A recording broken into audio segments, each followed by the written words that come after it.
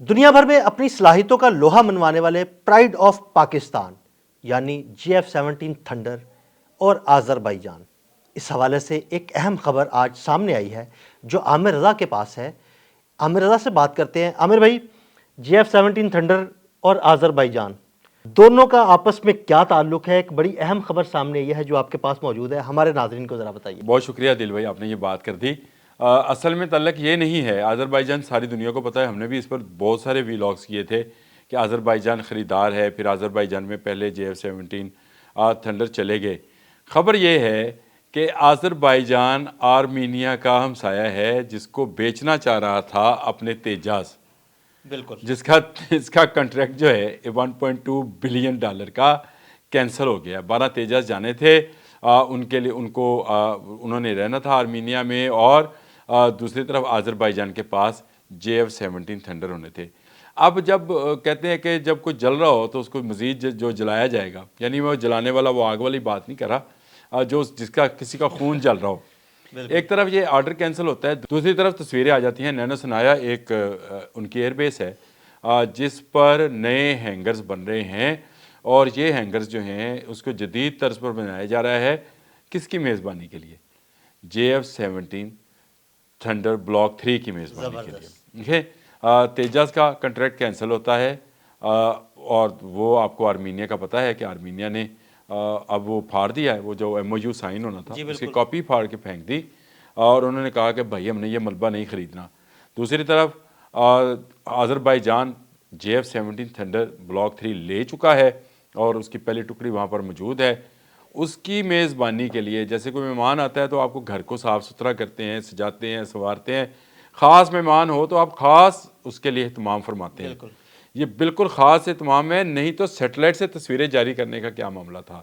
یہ بڑی اہم چیز ہے کہ وہاں پر ایسے خاص ہینگرز بنائے جا رہے ہیں جن کو کسی ایئر اسٹرائک کی صورت میں ان جہازوں کو محفوظ بھی رکھا جا سکے، اور اگر اس ایئر بیس پر کوئی حملہ ہوتا ہے تو ان جہازوں کو پرواز مہیا کرنے کے لیے الٹرنیٹ بھی موجود ہو۔ یہ ایک ایسی چیز ہے جس سے آپ کو اندازہ ہوگا کہ آذربائیجان کے لیے GF-17 تھنڈر بلاک 3 ویسا ہی ہے جیسا کسی زمانے میں، جب مجھے اب یاد آ گئی ایک بات، اگر آپ چاہیں تو میں کہتا ہوں، اس سے ریلیونٹ تو نہیں ہے، لیکن کسی زمانے میں جب نیا کمپیوٹر آیا تھا نا، تو آج سے کچھ 40-45 سال پہلے تو ہم سیکھنے گئے کمپیوٹر کے لیے، تو اس کے لیے بڑا اہتمام کیا جاتا تھا، اس کے لیے وہ لگائے جاتے تھے، کلین بچھایا جاتا تھا، AC لگائے جاتے تھے۔ بالکل ایسے ہی استقبال کرنے کے لیے GF-17 تھنڈر بلاک 3 کے باقی جہازوں کا ایسا ہی اہتمام جو ہے وہاں پر کیا جا رہا ہے، اور یہ بھارت کے لیے مزید جل بننے کی جو ہے وہ ایک صورت پیدا ہو رہی ہے۔ اس سے پہلے اگر آپ اس طرف آئیں تو تاجکستان نے ایئر بیس خالی کرائی تھی بھارت سے۔ اب آپ اس بات کو اس طرح سے سمجھے کہ وہ ایئر بیس اس لیے حاصل کی ہوئی تھی کہ کبھی افغانستان کی مدد کو لیے جہاز اڑانے پڑیں۔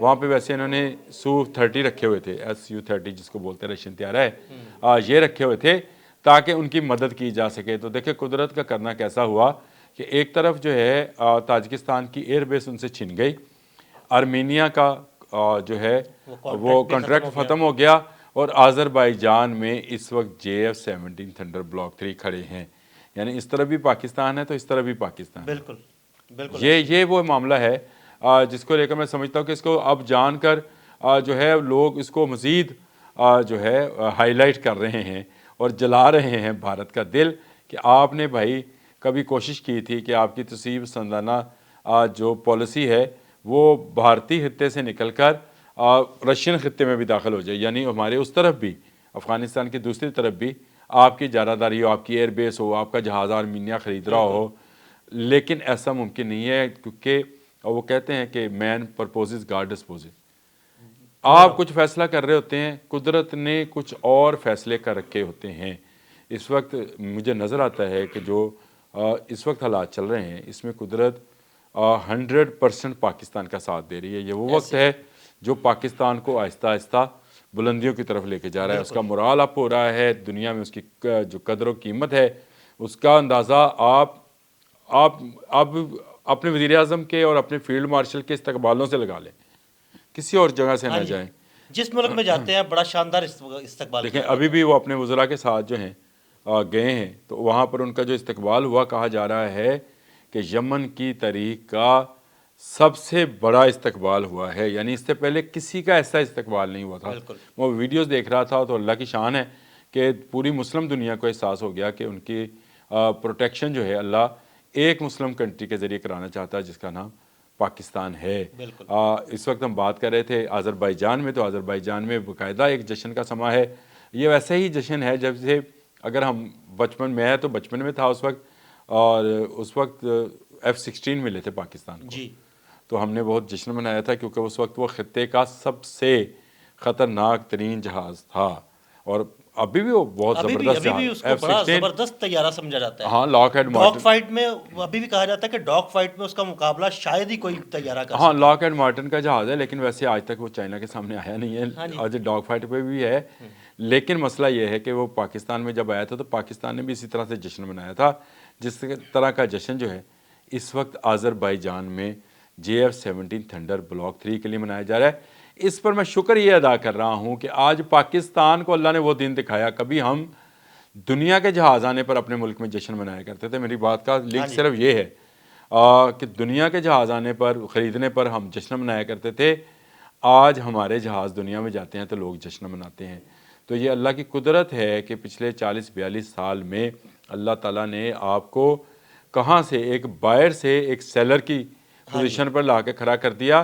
سیلر بھی کیا کہ آپ دنیا کے بہترین جہازوں میں سے ایک جہاز بنا رہے ہیں۔ فائٹر جیٹ کا سیلر عامر بھائی بڑی بات نام ہے۔ ہوتا ہے، بڑی اچھا، یہ تو ابھی ہم اس جنریشن کی بات کریں، یعنی بلاک جو 3 ہے اس کی بات کر رہے ہیں، جو 4.5 جنریشن کا ہے۔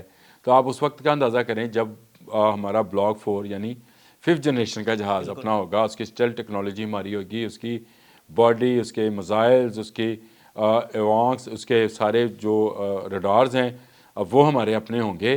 وہ کیا بلا ہوگی، بلا ہوگی۔ اس کے بارے میں میں اور آپ ایک ویلاگ بھی کر چکے ہیں، اپنے ناظرین کو بتا چکے ہیں کہ اس کی اسپیسیفیکیشنز کیا ہوں گے۔ دوبارہ کرنے کی ضرورت ہے۔ اس کی وجہ یہ ہے کہ کل ہم نے ایک بلاگ کیا تھا کہ Su-57 جو ہے وہ بھارت اس کی پوری ٹیکنالوجی لینا چاہ رہا ہے، تو پاکستان تو وہ ٹیکنالوجی پہ کام کر رہا ہے پہلے سے، اپنی، باہر سے کسی ملک سے نہیں لے رہا۔ یہ رشیا سے آئے گی، 30 سال میں 35 سال میں ٹیکنالوجی ٹرانسفر ہوگی، علم ٹرانسفر ہوگا، اگر یہ ہو جاتا ہے۔ اول تو یہ معاہدہ ہونے والا نہیں ہے، لیکن چلے اگر ہو بھی جاتا ہے تو اتنے سال لگیں گے، تو پاکستان تو اگلے آنے والے چند سالوں کے اندر جہاز آپ کو فضا میں نظر آ رہا ہوگا۔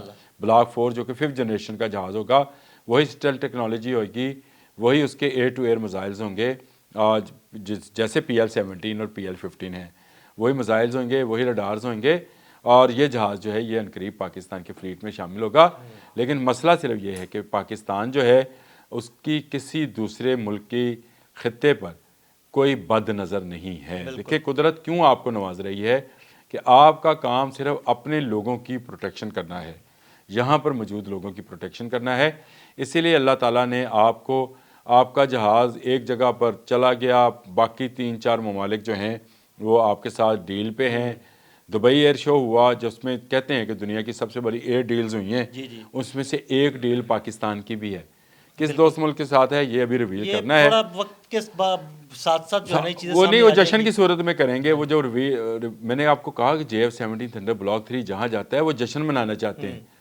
مجھے یہ لگتا ہے عدیل بھائی کہ جس ملک نے یہ MOU سائن کیا ہے اس کی یہ خواہش ہوئے گی کہ وہ اس کو ایک جشن کے طور پہ منانا چاہتا ہے، یعنی وہ کچھ پاکستان کی اہم شخصیات کو اپنے پاس بلائیں گے اور یہاں پاکستان میں آئیں گے، اور ایک جشن کی صورت میں وہ سائننگ سیرمنی ہوئے گی۔ ہو چکی MOUs پر جو، لیکن معاہدہ ہوگا وہ کیا ہوگا، جہاز اور اس کے میزائلز اور اس کا سارا سسٹم جو ہے وہ کیا جو ہے وہ پاکستان ان کو، کتنے جہاز ہوں گے، کیا کون سے میزائل ساتھ جائیں گے، کون سے بھی ہیں، چھوٹی چھوٹی چیزیں جو ہیں، یہ ساری چیزیں ایک معاہدے کی شکل میں ہوں گی۔ MOUs کی بھی تو نہیں ہوگا، MOU تو ہو گیا۔ اب دیکھ لیں کہ کیسے استقبال کیا جا رہا ہے۔ مجھے خوشی اس بات کی ہے کہ بھرپور استقبال کیا جا رہا ہے آذربائیجان میں، اور سانپ لوٹ رہا ہوگا اس وقت مودی کے سینے پر، جس کو یہ لگ رہا ہوگا کہ شاید وہ تیجاز بیچنے گیا تھا دبئی، کاٹ کبار بیچے گا۔ وہ جو کاٹ کبار ہے مانگ لیا ہے، آپ کو خبر دے رہا ہوں، انڈیا نے دبئی سے مانگ لیا کہ جو مجھے ایک ایک پرزا، ایک ایک پیچ، ایک ایک وکیل جو ہے، اس کا ملبہ فراہم کیا جائے۔ تو مجھے لگتا ہے کہ اب تیجس جہاں جہاں جائے گا بوری میں بند ہو کے واپس بھارت پہنچے گا۔ بہت شکریہ عامر بھائی جی، بالکل عامر رضا نے بڑی تفصیل کے ساتھ آپ کو GF-17 تھنڈر کی یہ کہانی سنائی کہ کس طرح آذربائیجان میں GF-17 تھنڈر کا استقبال کیا جا رہا ہے۔ عدیل احمد اور عامر رضا کو اجازت دیجیے گا، اللہ حافظ۔